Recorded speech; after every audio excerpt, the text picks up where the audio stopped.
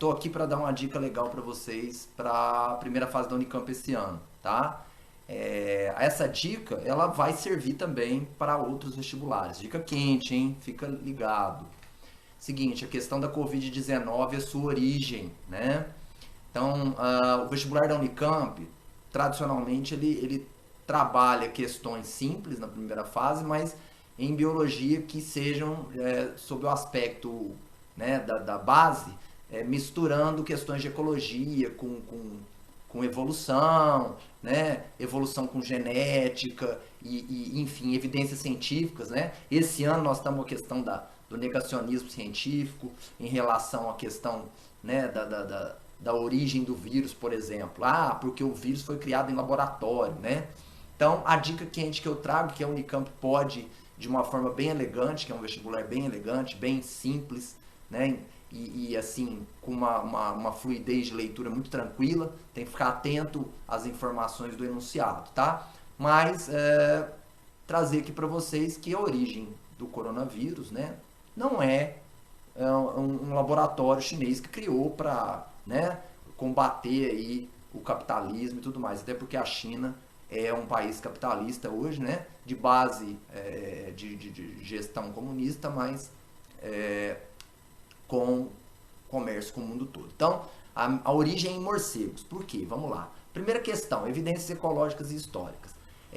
A China é um país super populoso, né, gente? Mais de 1,3 bilhão de pessoas. Então, fica ligado.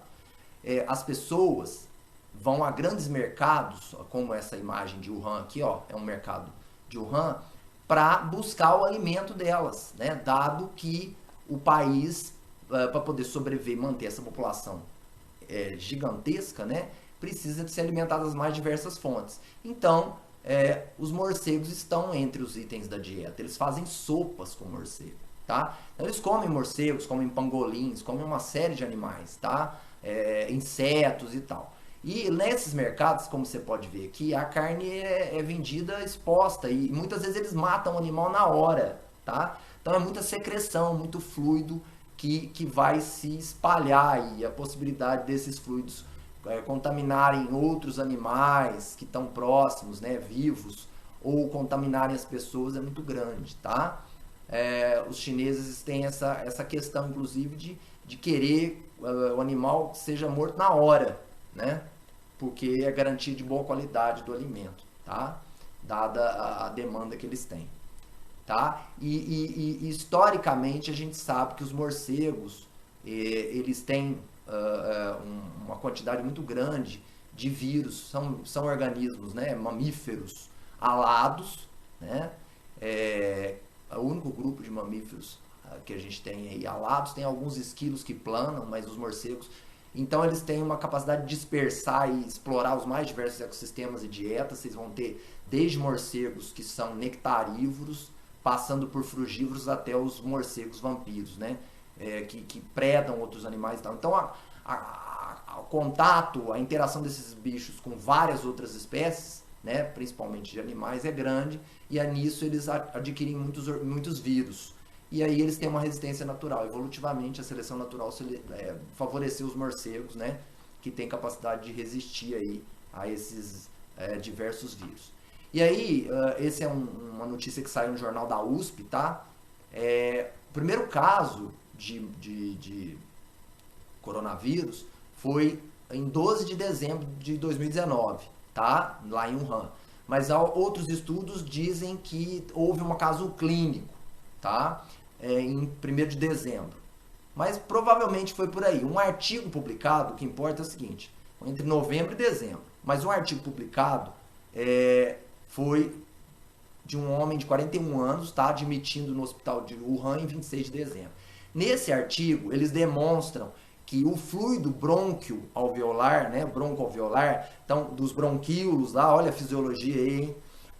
Naquela secreção daquele fluido, eles encontraram um vírus cujo padrão genético é parecido com, né, uma análise filogenética foi feita com os coronavírus que causam a SARS e a MERS, que já, né, são a gripe asiática e a MERS, né, a gripe do Oriente, tá?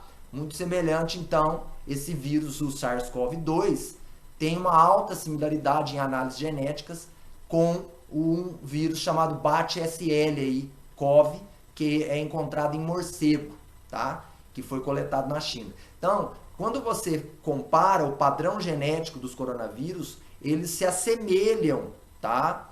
Primeiro com os coronavírus que já afetam o ser humano, né? Agora que a China resolveu criar um morcego, um vírus em laboratório, não, isso aí já tem historicamente, né? Desde 2009, na verdade, desde a década de 60, os coronavírus foram descobertos, mas as epidemias vindas da China, nós temos desde 2009, tá?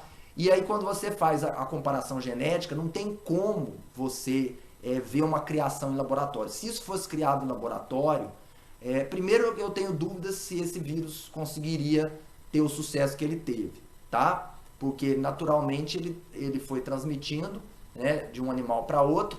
Há uma dúvida porque já foram feitas análises também de vírus em pangolins, e os chineses também se alimentam de pangolins, e aí perceberam que há uma semelhança genética de em torno de 90%, tá? Tá nessa mesma notícia aqui, depois você pode ler lá.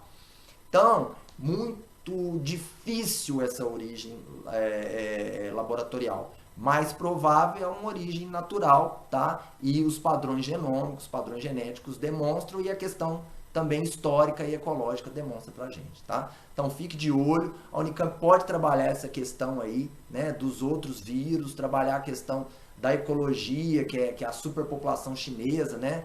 E essa questão de qual é a origem, né? Mais semelhante com o DNA do morcego ou com o DNA, né, do vírus do morcego ou do vírus do pangolim. Isso aí eles vão mostrar com certeza sequências de nucleotídeos. Eu vi uma questão desse tipo aí, tá?